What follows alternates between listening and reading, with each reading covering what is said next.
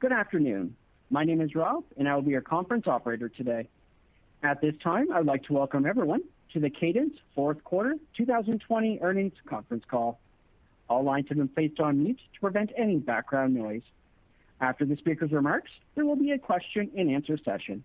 If you would like to ask a question during this time, simply press star, then the number 1 on your telephone keypad. Thank you. I would now like to turn the call over to Alan Lindstrom, Senior Group Director of Investor Relations for Cadence. Please go ahead. Thank you, Rob. I would like to welcome everyone to our fourth quarter 2020 earnings conference call. I am joined today by Lip-Bu Tan, Chief Executive Officer, Anirudh Devgan, President, and John Wall, Senior Vice President and Chief Financial Officer. The webcast of this call is available through our website, cadence.com, and will be archived through March 19th, 2021. A copy of today's prepared remarks will also be available on our website at the conclusion of today's call. Please note that the discussion today will contain forward-looking statements and that actual results may differ materially from those expectations. For information on factors that could cause a difference in our results, please refer to our filings with the Securities and Exchange Commission. These include Cadence's most recent reports on Form 10-K and Form 10-Q, including the company's future filings and the cautionary comments regarding forward-looking statements in the earnings press release we issued today. In addition to financial results prepared in accordance with generally accepted accounting principles, or GAAP, we will also present certain non-GAAP financial measures today. Cadence management believes that in addition to using GAAP results in evaluating our business, it can also be useful to review results using certain non-GAAP financial measures. Investors and potential investors are encouraged to review the reconciliation of non-GAAP financial measures with their most direct comparable GAAP financial results. The reconciliations are available at the Investor Relations section of cadence.com.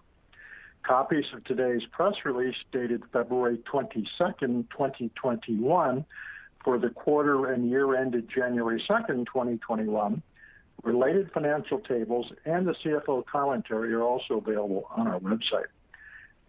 Note that again today we are conducting the earnings call from our respective remote locations. For the Q&A session today, we would like to ask you to observe a limit of 1 question and 1 follow-up. You may re-queue if you would like to ask additional questions and time permits. And now I will turn the call over to Lip-Bu. Good afternoon, everyone, and thank you for joining us today. In the year of unprecedented macro challenges, I'm pleased to report that Cadence achieved outstanding financial results for both the fourth quarter and 2020. For the year, we achieved 15% revenue growth and 35% on GAAP operating margin, with strength across the board, and all segments growing by double digits. In a moment, John will present more information for Q4 results and our 2021 outlook. The acceleration of digitization due to the pandemic, coupled with exciting generational trends like 5G, AI, ML, data analytics, and hyperscale computing, continue to drive strong semiconductor demand.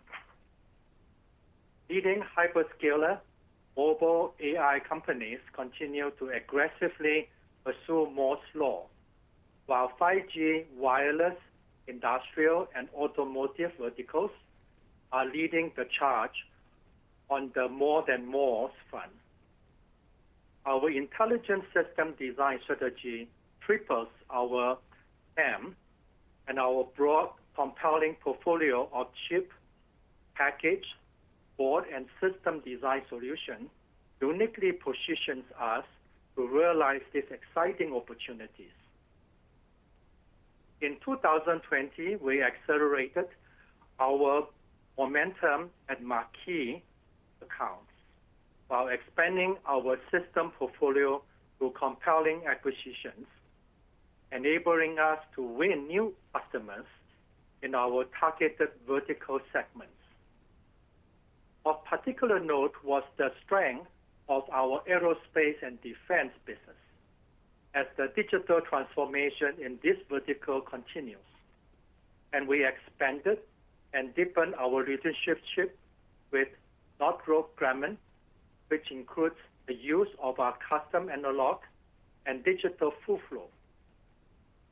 Additionally, we are especially excited by the momentum we have with the hyperscalers as they accelerate their chip and system design activity. Our engagements with the system companies have steadily deepened over the past few years, and revenue from system companies is now closer to 45% of our total revenue. It was a great year for our Cadence Cloud, which now has more than 175 customers. And we further strengthened our partnership with cloud infrastructure and foundry partners. Now let us review Q4 highlights. Design excellence is a foundational layer of our strategy and includes our core EDA chip design platforms and IP portfolio. Our digital sign-off solutions offering superior quality of results and faster convergence continue proliferating at market-shipping customers. We engage in well over 100 projects at 5 nanometer and below process technologies, and we are in earlier collaborations on the 2 nanometer nodes. Deployment of our full flow accelerated as more than 45 customers adopted our Cadence digital full flow at the most advanced nodes during the year, including MediaTek, Samsung, Micron, Nuvia, and a global marquee customer. Based on the superior quality of result, a market-shaping hyperscaler significantly increased their usage of our digital solutions.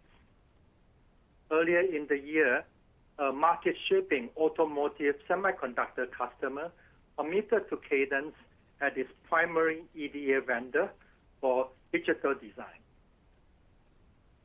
Customers are faced with mounting challenges in system verification and software bring-up, and is benefiting from our verification full flow solutions that deliver industry-leading verification throughput.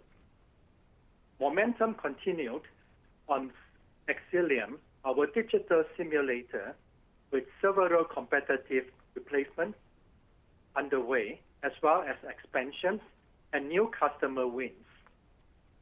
Our hardware family of Palladium for emulation and Protium for regressions and earlier software development had a strong quarter to finish our best ever year for hardware.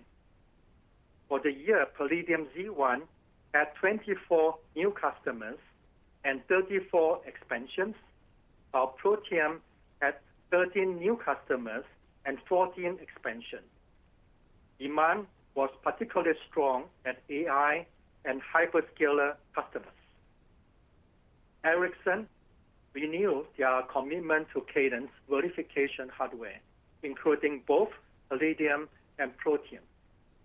A unique differentiator of the Protium X1 is the common front-end compiler with the Palladium Z1 that enables significant faster bring-up, and about 40% of our hardware business during the year included both Z1 and X1.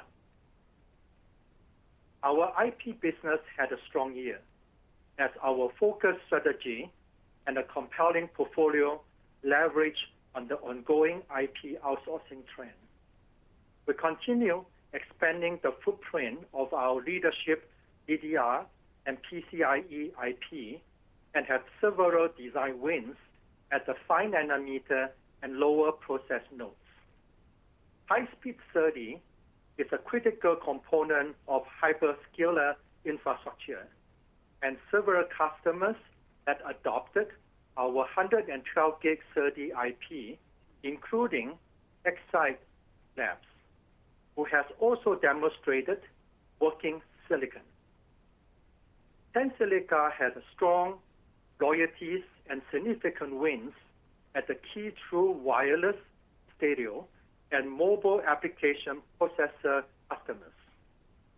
Additionally, the automotive segment have a good momentum with wins in functional safety, radar, and digital radio, including an ADAS win at leading self-driving car company. In system innovation, we are very excited about our system design and analysis segment, which had a particular strong year with greater than 25% revenue growth. Rising system complexity for advanced 5G, automotive, and HPC applications is driving the needs for a seamless platform solution across design, simulation, and analysis. AWR and Integrand delivered great results in 2020, and there is a strong customer interest in our integrated Virtuoso, Innovus, Allegro, and AWR microwave office solutions with in-design analysis. In system analysis, we are executing to our strategy of building out our multi-physics portfolio, offering best-in-class solutions and delivering superior results compared to legacy industry solutions. Strong market adoption continue for our system analysis products, and we are particularly pleased with the growing number of repeat orders with customers, including ST Microelectronics, Realtek, and a market-shaping hyperscaler. We triple our system analysis TAM by adding computational fluid dynamic, CFD technology, to the pending Numedica acquisition, which will bring leading CFD technology and deep domain expertise of Dr. Charles Hirsch and his team to Cadence. Numedica has over 450 customers, including NASA, Honda, and Ford, across multiple verticals such as aerospace, automotive, industrial, and marine. For pervasive intelligence, we continue to incorporate machine learning technologies in various tools for improved PPA and faster convergence. Xcelium ML has a successful engagement with several market-shaping customers, delivering up to a 5-time improvement in regression throughput. We also progressed on providing IP specifically tuned for AI machine learning applications, especially edge inferencing applications. Cadence continues to invest in fostering innovation and advancing education through endowments at top universities, building upon previous endowments at Stanford, the University of California at Berkeley, and Carnegie Mellon University. We announced a $5 million endowment at MIT Schwarzman College of Computing to promote research in the fields of artificial intelligence, machine learning, and data analytics. Now I will turn it over to John to go over the Q4 results and present our 2021 outlook. Thanks, Lip-Bu, and good afternoon, everyone. I'm pleased to report we exceeded all of our key operating metrics for the fourth quarter and fiscal year 2020.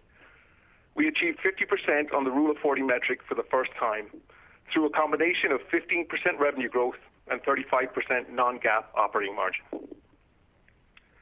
Consistent execution against our strategy and double-digit growth across all product categories helped us achieve this landmark, but we also had the benefit of some tailwinds during a fiscal year, which included a 53rd week, a strong second half in China, and the recovery of $26 million that we previously thought to be uncollectible.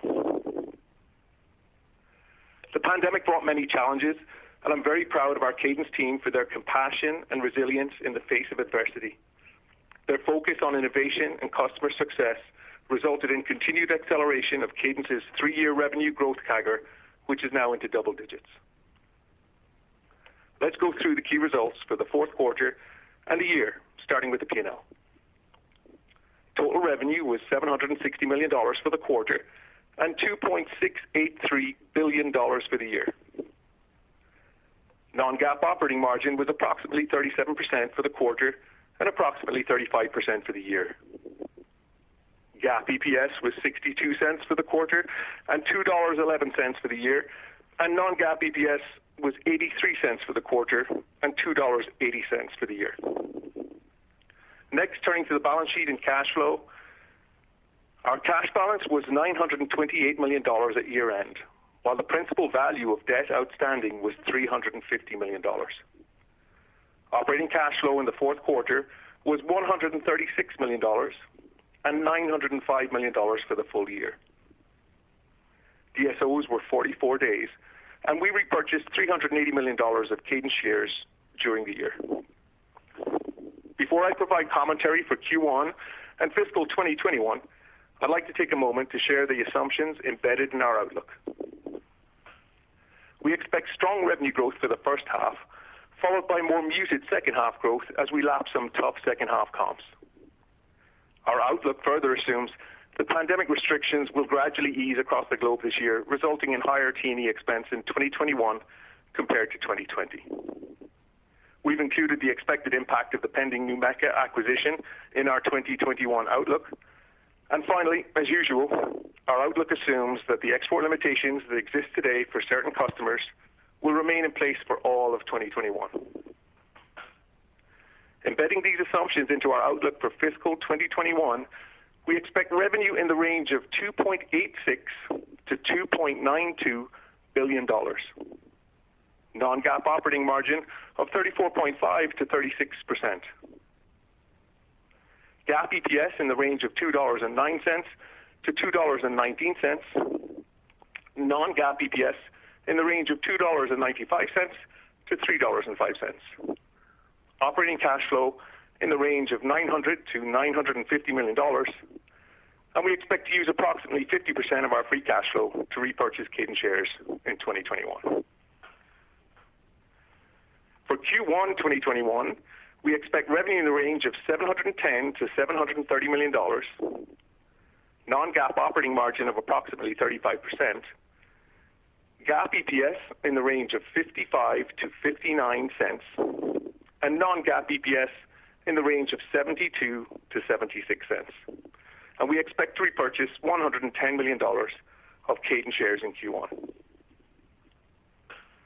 Our CFO commentary, which is available on our website, includes our outlook for additional items as well as further analysis and GAAP to non-GAAP reconciliations. In conclusion, Cadence delivered another year of strong operating results, achieving 50% on the Rule of 40 metric for the very first time. We remain focused on driving profitable revenue growth, and at the midpoint of our outlook for fiscal 2021, I'm pleased that we are on track to grow our annual revenue by over $1 billion since 2016, with more than 50 cents of every dollar of revenue growth dropping through to non-GAAP operating margin over that period. I would like to close by thanking our customers, partners, and our hardworking employees for all that they do, and I'd like to remind them all that their health and safety continue to be our first priority. And with that, operator, we'll now take questions. At this time, I would like to remind everyone who wants to ask a question to please press star, then the number 1 on your telephone keypad now. As a reminder, we ask that you please limit yourself to one question and one follow-up. We'll pause for a moment to compile the Q&A roster. And your first question comes from the line of Gary Mobley from Wells Fargo Securities. Your line is open. Good afternoon, everybody. Thanks for taking my question. And let me extend my congratulations to a strong start to the fiscal year and a strong execution relative to your Rule of 40, exceeding that by 10 percentage points. And that leads me to my question, John. Could you help us level set what that 35% operating margin in 2020 may have been if you didn't have, I guess the reversal of the bad debt reserve or bad collectible reserve, the fact that you weren't able to bring on employees at a fast enough rate, and then as well the extra week. How does that 35.25% operating margin guide in fiscal year 21 compared to a level set fiscal year 20? Hey, thanks for the question, Gary. It's probably a multi-part question, but I guess in terms of the collections, we had a collections windfall of $26 million in the second half, most of which came in Q4, and some of those invoices were very old, which meant that $22 million of the $26 million was recognized in revenue before the end of the year. And that was in relation to, if you recall, in the middle of the year during the pandemic. We had some smaller customers that weren't able to pay us, and we reserved for those. And we helped them out, but our engineers and team at Cadence were determined to help them out whether they were paying us or not. But some of those customers turned around and managed to survive, and we weren't sure if they would. But so that collections windfall kind of distorted maybe some of the revenue timing in the quarters during the year, but didn't really impact, that $26 million didn't really impact the year, because originally we had it in the year, then we took it out in the middle of the year, and then like that $22 million of that $26 million that got collected got recognized.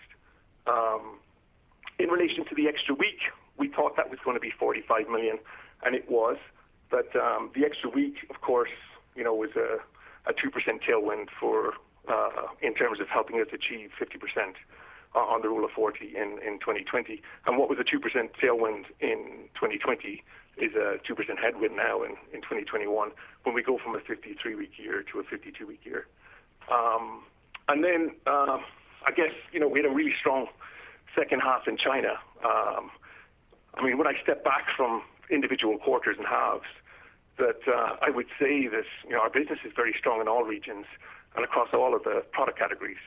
The 3-year revenue CAGRs, they're up to 11% now in 2020, and at the midpoint, it's 11% for 2020. At the midpoint of our outlook for 21, that's at 11% too. So we're already off to a very strong start as well in the first half of 21, but it's too early really to say if that's sustainable in the longer term. So the second half, we have kind of muted revenue guidance.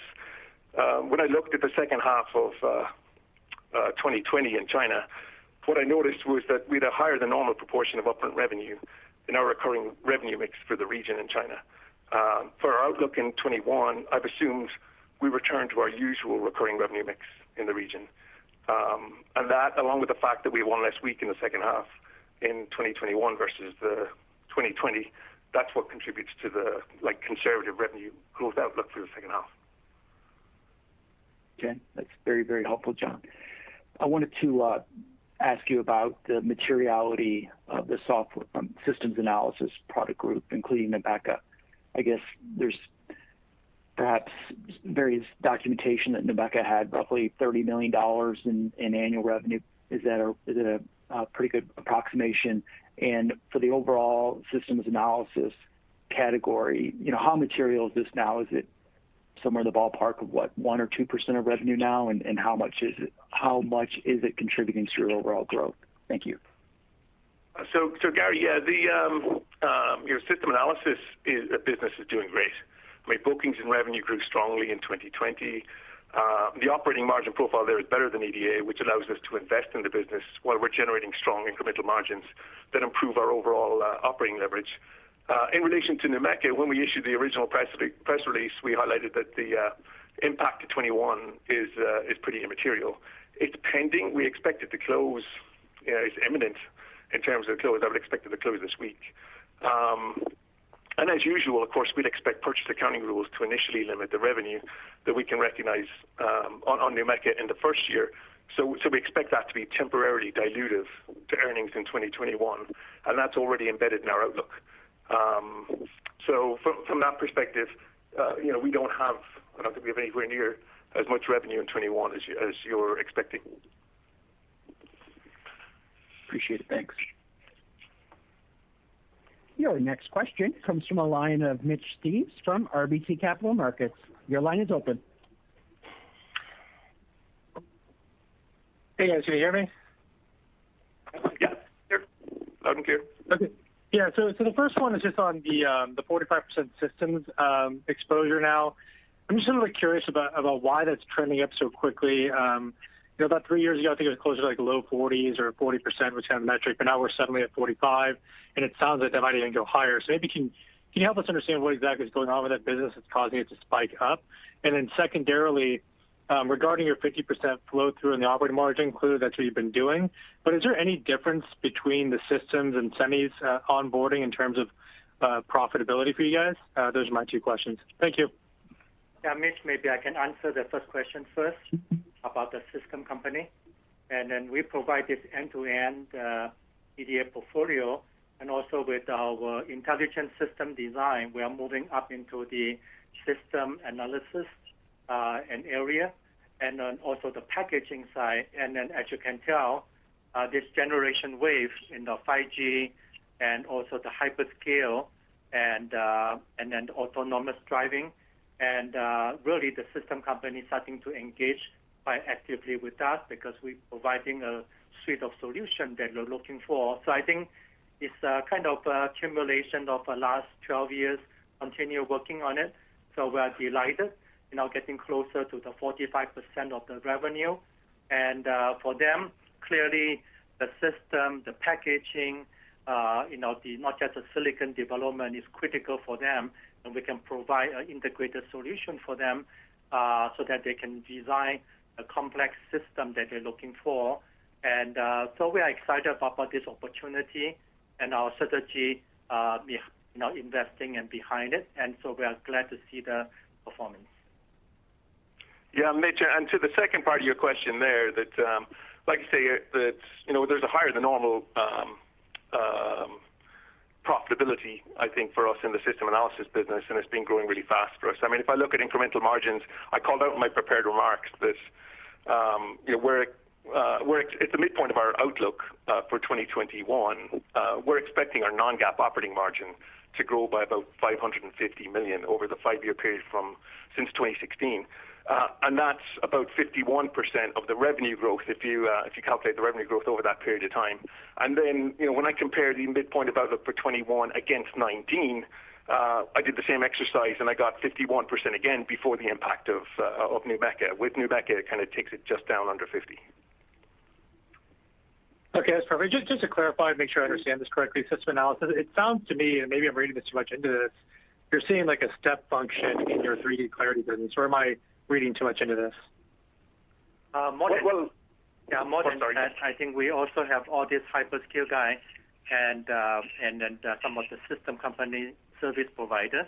They are quietly also building up their semiconductor custom silicon design.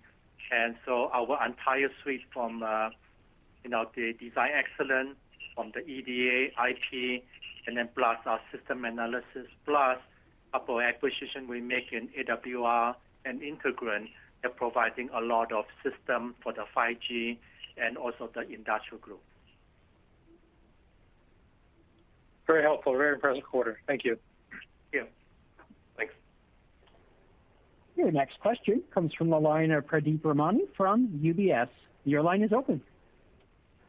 Hi, thanks for taking my question. Congratulations on a great quarter and a very solid guide. I just had a couple of questions. Maybe I'll ask one and then have a follow-up. How are you thinking in terms of the mix you're seeing coming out of China versus the rest of the world? I mean, last quarter it felt a little bit more towards IP and hardware, but it feels like your growth is now increasingly becoming more broad-based in China and driven by EDA and software as well. Is that a correct read? Yeah. Let me answer that. This is Lip-Bu. So clearly, APAC is a strong growth region for us. And then we've done well on China on Q3 and Q4. And then, as you know, China is heavily investing in semiconductor industry. So in some way, we have broad portfolio of EDA tool, IP, and even the system analysis and some of the packaging, and then the 3D packaging, and it become critical for them. And so I think overall, we support the customer globally, and then China especially strong, and we will continue to comply with all the export control requirements. But meanwhile, so far, knock on wood, we see strong momentum over there. And Pradeep, I would add there that if you step back from looking at any individual quarter or half and you look at the 3-year CAGRs, I think our growth is accelerating across all regions in our outlook for 21. Great. And for my follow-up, you had a very strong year on IP. How do we think about the sustainability of growth in IP going forward? Given, of course, there's longer-term drivers, but just coming off of such a strong year? Yeah, so I think it's a good question. IP tends to be lumpy, but so far we like this IP outsourcing trend, and we have a strong portfolio in terms of DDR, CIE, and also the SerDes is a must-have for the hyperscale, and also some of the Tensilica in terms of audio and also the automotive sector. So overall, we are delighted. Last year is a strong year, but as you know, it's a very lumpy upfront, and so we will continue to focus on that. Thank you. Your next question comes from the line of Jason Celino from KeyBanc Capital Markets. Your line is open.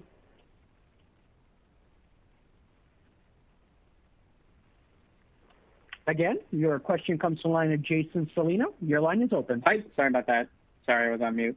The first question, the America acquisition, I know it's pending, but maybe can you speak to the what is so attractive about that business? I know CFD is a pillar physics part of the market, and then make versus buy there. I mean, what factors went into acquiring versus just building in? Anirudh, you want to take this one? Yeah, definitely. Yeah, that's a good question. So as you know, we are pretty excited about our move into system analysis, which is driven by our expertise in computational software or numerical mathematical software. And we have a lot of expertise in that organically, as we saw in the development of Clarity, which is a 3D EM solver, and that is generating a lot of good results. And the second thing we are excited about is the customer synergy.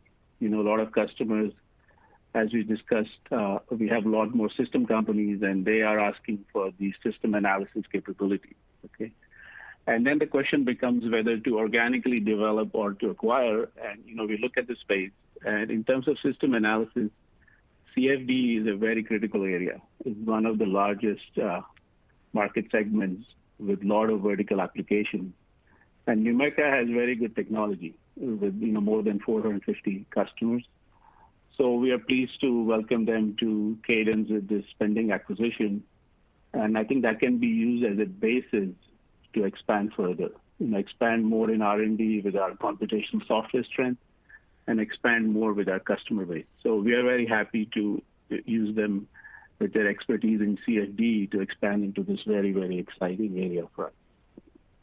Okay, and then my quick follow-up with this is, I think you mentioned that it was a 3x TAM, expansion with the acquisition in the CFD. Does that 3x TAM expansion also include other physics like structurals, or is that just CFD alone? Thank you. So in terms of system analysis, that's a pretty big segment, and it's about $6 billion we estimate. And the other good thing about it is that it is growing rapidly. There is always more need for more and more simulation. What we estimate is Clarity and Celsius is about $800 million in addressable market, which is EM and thermal, and CFD is about 1.6. So CFD, triples our TAM from 800 to about 2.4. Your next question comes from a line of Jason Ader from JP Morgan. Your line is open. Great. Thanks for taking my questions, guys. The first question is on the 175 cloud customers. What does that mix in terms of systems versus semiconductor companies look like? Yeah, we don't have a breakdown on that, but clearly we are very excited. Customer, is clearly our solution provide that flexibility and also different use model, and either it's a Cadence managed, and so overall we're providing EDA software and Palladium platform. The most important is providing the productivity and scalability. So I think overall we are excited about 175 customer. We didn't break down in terms of semiconductor or system company, but overall both are strong for us. Okay. And then, John, you mentioned that not expecting China to be as active in upfront revenue in 2021. So any particular reason? I mean, was it kind of politically driven why that particular geography had a bigger mix of hardware and IP in 2020? No, well, it's when we have more hardware in any one quarter in any one region, you're going to have a higher mix of upfront revenue in that region in that quarter, and we saw that we had a strong Q3 in the functional verification space, and a lot of that strength within China. And when I was looking for signs of a pull-in in Q3, and to try and figure out was there some acceleration of purchasing that came out of 21, or did it come out of Q4? Were people just preparing with the pandemic, where they're just trying to get their hardware delivered earlier for fears of delays due to the pandemic? But and then what we looked at, I was waiting for a view of the pipeline. Pipeline for 21 is very strong. And when I look at that and compared it to what had happened, what was different about the second half of 2020 for China, what I did notice is because of that hardware, that we had a higher mix of upfront revenue in the region in the second half than we would normally see. I'm not sure if that's sustainable. I mean, it looks like we're off to a strong start again in Q1, but for the purposes of determining an outlook for 2021, I thought it was safest to assume a return to our usual recurring revenue mix, which could prove to be conservative for the second half. But I'd rather go out with the outlook assuming that we return to the usual recurring revenue mix than assume that growth that we saw in the second half of 2020 continues. I mean, if it does, when we have increased visibility into revenue in the second half, we can update our outlook at that time when we see it. But I didn't want to go out with too strong a second half right now until I have a clearer visibility into the pipeline in the second half. Sure. Okay. Thank you. Your next question comes from a line of Joe Vruwink from Baird. Your line is open. Great. Hi, everyone. John, you've been referring to the tables in the release, and I'm interested in the one that breaks it down 3-year CAGR adjusted for the extra week by product group. If you think into 2021, and again, just adjusting for the week comparison, would you expect kind of similar dynamics between the product segments where IP and system design should remain kind of the fastest growers, or are there any new developments at a product level to consider as 2021 goes on that might influence some of the trends you've seen? Good question. I mean, we're not guiding by individual product category, but if you look at the 3-year CAGR for 18, 19, and 20 on that table, you see they don't change dramatically year over year, particularly on the 3-year CAGR view. But the ones you called out, IP and system design and analysis, are kind of the smaller dollar values. But so they have the benefit of growing from smaller numbers, and and in the past we've seen those grow faster. But in relation to new products, I think the the amount of innovation that we've seen, the new product releases and preparation that we've seen from the R&D group, and they haven't slowed down at all. If anything, they're accelerating in their new product development, even through the pandemic, which has been fantastic. But typically on an earnings release, we wouldn't announce any new products. You'll see those at CDN Lives, which probably start around late March, April time. Okay, great. And then this next question might be product development related, but if I heard Anirudh correctly, systems design is maybe a $6 billion total opportunity, and given the solvers you've introduced or the new CFD being acquired, you're up to $2.4 billion. And so are there other categories or additional things that you have in mind that we can maybe expect you growing into over the next few years? Yeah, that's a good point. And first of all, I want to highlight that we are building out this multi-physics platform, and CFD is a pretty big segment of that market. So we started with finite element and electromagnetics, and then now go to CFD, and there's a lot of commonalities there. So I believe that itself presents a lot of opportunity to us, like we mentioned, tripling our addressable market. Now, there might be, more in the future. We always look for that. But at the same time, the current electromagnetics and CFD already has a large market segment that we're busy addressing. So the answer is yes, if some opportunities come, we will systematically expand, but already that's a good opportunity for us. Okay, I'll leave it there. Thank you. Your next question comes from the line of John Pitzer from Credit Suisse. Your line is open.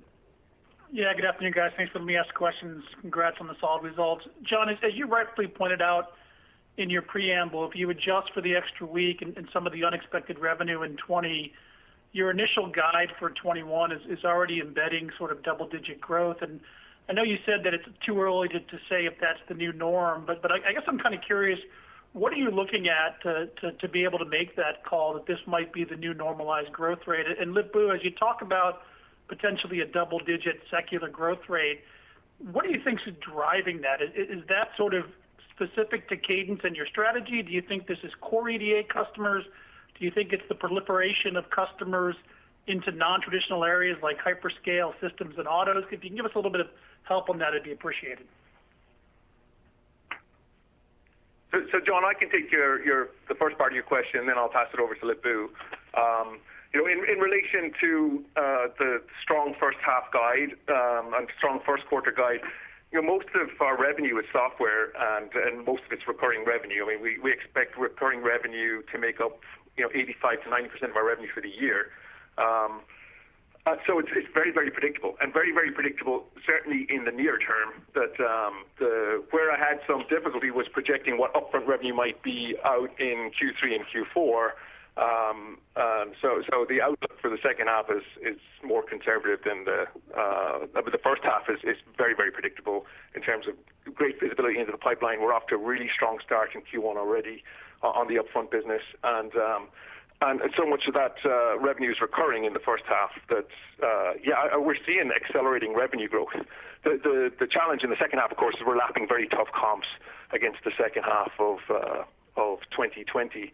And I just don't have the visibility into the upfront pipeline for Q3 and Q4 yet. Yeah, on the second question, let me describe. I think it's kind of exciting about this renaissance of semiconductor with the 5 generation waves happening at the same time. The AI, machine learning, all about data, data analytics, 5G, and then the cloud infrastructure had to change because, all this massive data coming in, and then how do you address that network scaling, and then storage is aggregation. So it's a lot of changes to the infrastructure, and there's a lot of fueling a lot of design activity. So that's why we see a lot of design activity, not just from the semiconductor players, now the system player, and then the whole industry 4.0, they all move into AI, machine learning, the digital transformation that drive a lot of semiconductors. So overall, the industry is moving in the right direction to us. And then meanwhile, I think clearly Cadence with the intelligent system design strategy really tie in really well from the design excellence, that providing the tool and IP. Now we move to the next level of system innovation that Arnold will talk about, the system analysis, the CFD and the physics and the multi-physics model. Then the next thing is move up into the pervasive intelligence that, using AI, machine learning, data analytics, drive all the vertical industry that is major transformation going on. So I think we are well positioned to capture that opportunity. And then guys, my second question is clearly when you look at China as a region from Q4 of 19 to the back half of last year, it almost doubled as a percent of revenue. And John, you clearly talked about potentially some one-times that came in the back half of the year that you're not embedding sort of in the guide for 21. I'm just kind of curious, as we think about currently China at about 17%, what's kind of core embedded as a percent of revenue in your 21 guide, realizing that that's subject to change? And if you think longer term with China's aspiration, is this about the right level as a percent of revenue, or would you expect this on a secular basis to continue to grow over time?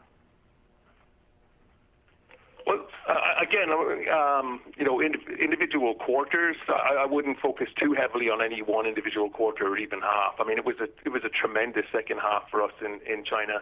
And 2020 was a strange year. I mean, with the pandemic, we had the extra week in Q4. I mean, you'll see in Q3, we had a lot of strength in our functional verification group. In Q4, you'll see the software businesses performed really, really well. Of course, it had the benefit of the extra week was a 14th week in your normal 13-week quarter. But we have one less week in the second half of 2021. But we're very, very pleased with the growth we're seeing in China. It looks like it's continuing on. We're seeing that strength continue on into Q1. The pipeline's strong. Seeing that in the first half. I just wanted to be conservative in the outlook for the second half until I have better visibility into second half upfront revenue pipeline. Thank you. Your next question comes from the line of Tom Diffely from D.A. Davidson. Your line is open. Yes, good afternoon. Maybe first just a clarification for John. When you look at your expectations for 8% revenue growth and 8% OpEx growth and the lack of leverage there, did you say that was primarily due to just the NUMECA acquisition, the increased cost? No, it's not. Certainly not primarily due to the NUMECA acquisition. I think, in terms of expense growth, our headcount is up 8%. Our headcount increased about 8% during 2020. And we're investing heavily again in hiring in 2021. NUMECA will come into the mix, we hope, for the second half of Q1, and then the remainder of the year from an expense perspective. We expect merit to hit this merit increases will be July again, so that will be you'll see a slight uptick there in expense in Q3 and Q4. And the growth in expenses through the year that would typically come from that is being offset by some more efficient infrastructure spend that we have planned as the year progresses. If you look at our 10K that we filed, you'll see that we initiated a restructuring plan in Q4 2020 to optimize our spend on infrastructure. And the expense mix in 2021, I think if you compare 21 versus 20, you're probably seeing 21 we're spending more on people and less on places than we were in 20. That's kind of driving some of the margin profile. Okay, that's very helpful. And then follow for when you look at the cloud, you talked about 175 customers. What do you think the long-term adoption is for EDA with the cloud? And do you think some of your really large customers will move a majority to the cloud at some point? And if they do, what does that do to your cost structure? Yeah, very good questions. This is still a very early stage. We are very encouraged with 175 customers, and clearly we want to make sure that our initial product in terms of system analysis, we can be cloud native because we start from scratch. And then some of the EDA tools, we have different stage of moving to cloud native. And then really the holy grail is basically drive the productivity, efficiency for our customer. and then our partnership with the hyperscale partners and then infrastructure partners and also the foundry partners are critical in this effort. And so right now we have across small, medium, large customer embracing on cloud. And truly, I think if you can imagine, you have unlimited usage of machine server at your exposure, and then so that you can really drive the performance, the productivity significantly. So I think that is a trend. We're just in the beginning, early stage, but we are very encouraged with the customer support. In order to continue to grow, clearly our partnership with the hyperscale partners and also the foundry partners are critical because of their PDK or the different solution they have. We want to make sure that we work with them together and support our customer and also addressing the need of customers. Okay, thank you. Thank you. Your next question comes from the line of Gal Munda from Berenberg Capital. Your line is open. Hi, thanks for taking my question. The first one, I just wanted to follow up briefly on NUMECA and more generally on your ambitions within the kind of mechanical simulation space. If you think about the convergence that's happening with NUMECA now, you said you have a CFD, you have a finite element analysis as well. So, like, how far do you think your portfolio is based on what you have to be able to take it where you want to be in R&D terms versus potentially doing more of those tuck-ins in the CAE space? Yeah, that's a good question. Let me take that. This is Anirudh. So like I mentioned, this move is driven by three factors, right? Our strength in computation software, our customers are asking for more and more system analysis, system design capabilities, like Lip-Bu mentioned, and the overall need for simulation. And I think we are still in the early innings, but we feel confident about this space, as demonstrated by our results in Clarity and other products.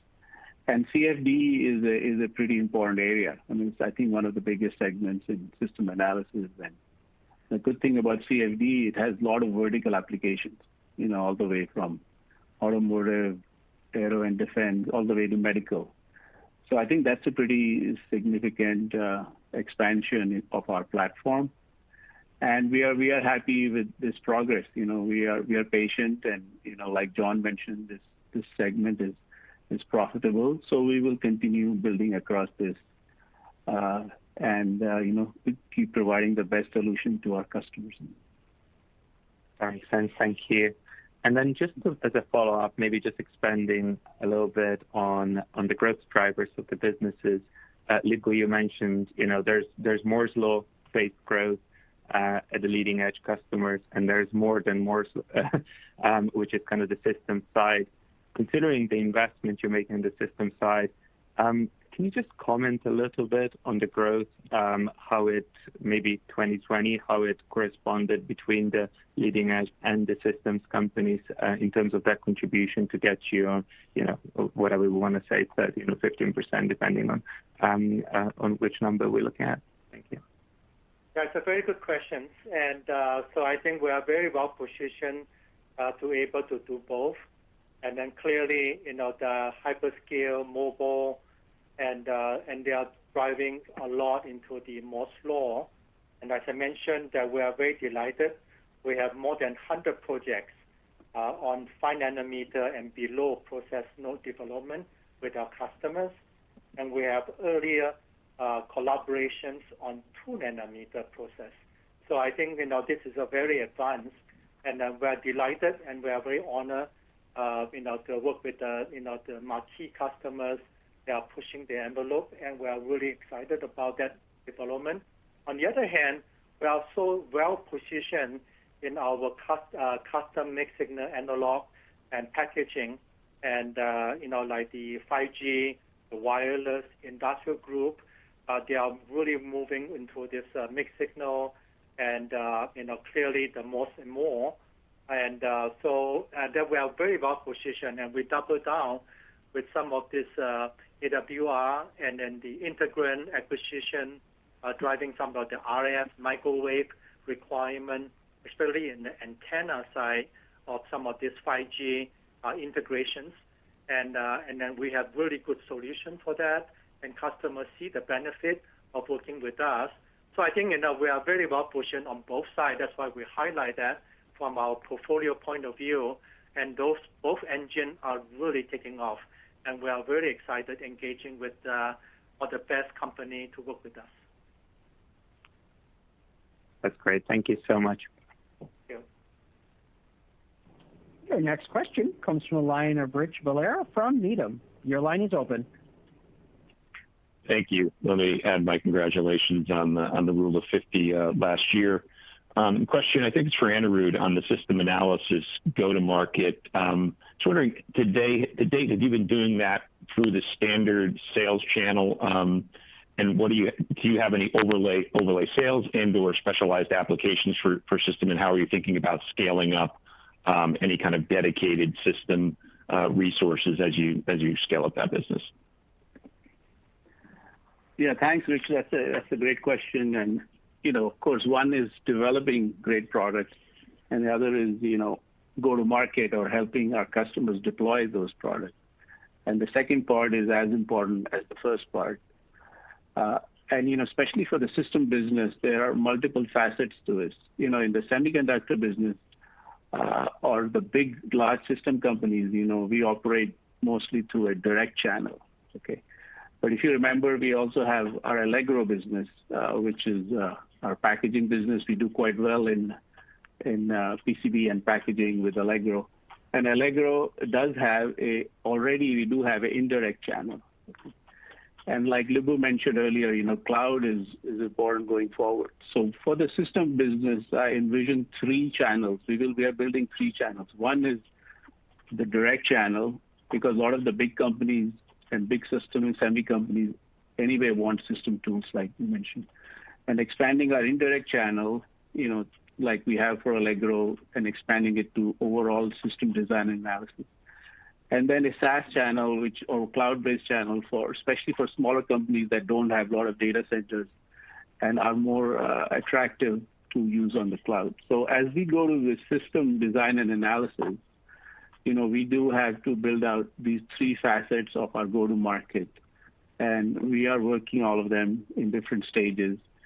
But the strength of our direct channel helps us with our big customers.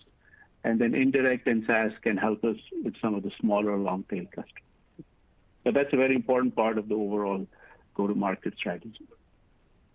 Understood, and thanks for those details. And then, John, follow-up for you. You'd given a backlog reserve number last quarter of $58 million, which I think had come down from 70 originally, and I'm assuming that came down materially in the fourth quarter. Can you tell us where that is today? Yes, of course, Rich. We had a collections windfall of $26 million in the second half out of that $70 million.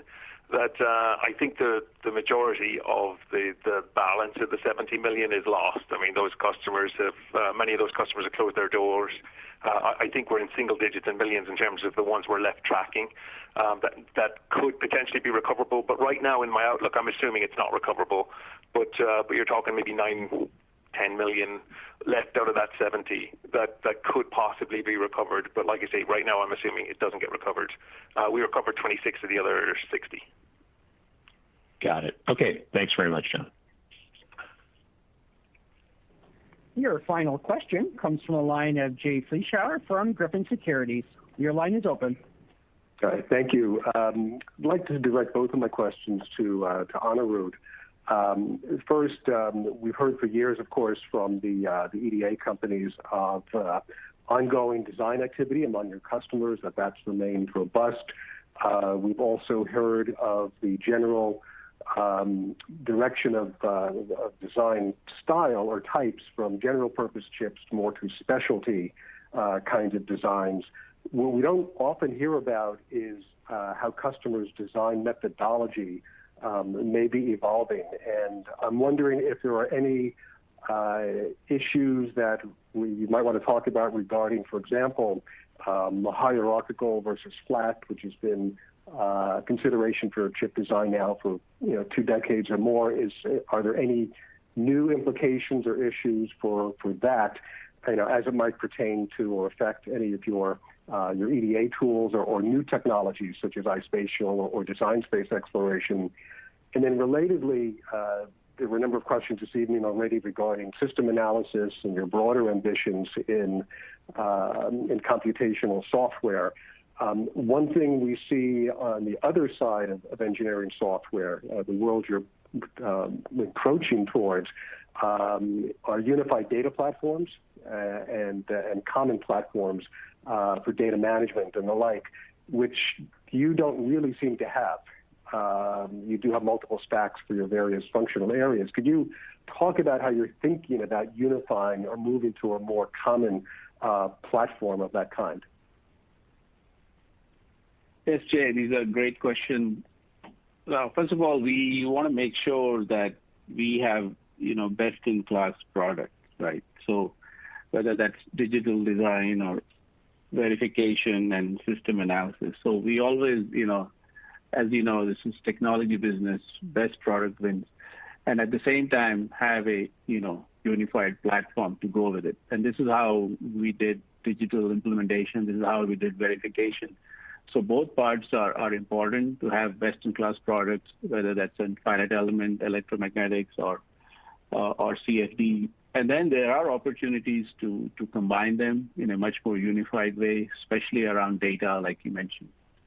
So I completely agree that the need for unification, but we also at the same time want to make sure first that the products are best in class. You want a unified team, but each player has to be a strong player. But there are a lot of opportunities for data platforms and analytics, like Lip-Bu also mentioned earlier. Now, in terms of your first question of new methodologies, there are several things happening. If I have to pick, one or two key things that are happening, what we see with the customers. So one big trend, which you probably already know, is this move to 3D IC. I think this is going to be significant for the next several years. And it just changed a lot of methodologies in our customer base. And this is multiple high-end digital chips or even analog RF chips on a package. And that, I think, is driving a lot of change, especially in the, cloud, hyperscaler companies, all the way to consumer companies. And we do have historically a lot of strength in packaging with Allegro. Of course, we have a leadership platform at advanced node with Innovus. And then now the analysis tools with Clarity and Celsius, because thermal is a big thing for 3D IC. So I think this whole methodology of 3D IC integration is one significant change that we do see in the customer base. And we are very excited about that because I think Cadence is in a unique position because of historical strength in analog and packaging and digital, and then new strength in system analysis. So, and hierarchical, you mentioned, I think that's always a big thing as things get bigger. And if you look at 3D IC, this is another way to do hierarchical, because if you have 4 chips on a package, you don't have to redesign all 4 of them. This is reused at a much higher level. So, but I do think 3D IC is a significant trend that is going to happen, and we are well positioned for it. Thanks, Anirudh. Yeah, thanks. I will now turn the call over to Mr. Lip-Bu Tan for some closing remarks. Thank you all for joining us this afternoon. I'm very excited about the growing market opportunities and the business momentum going into 2021. Our intelligent system design strategy is playing out very nicely as we benefit from new opportunities in design excellence, system innovation, and pervasive intelligence, and an expanded total addressable market. We excelled in the challenging year thanks to the deep partnership with our customers and our partners and the strong commitments of the outstanding Cadence team. And lastly, on behalf of all our employees and the board of directors, we give heartfelt thanks to those on the front lines who continue to work tirelessly in their effort to put this pandemic behind us. Thank you all for joining us this afternoon. Thank you for participating in today's Cadence third quarter 2020 earnings conference call. This concludes today's call. You may now disconnect.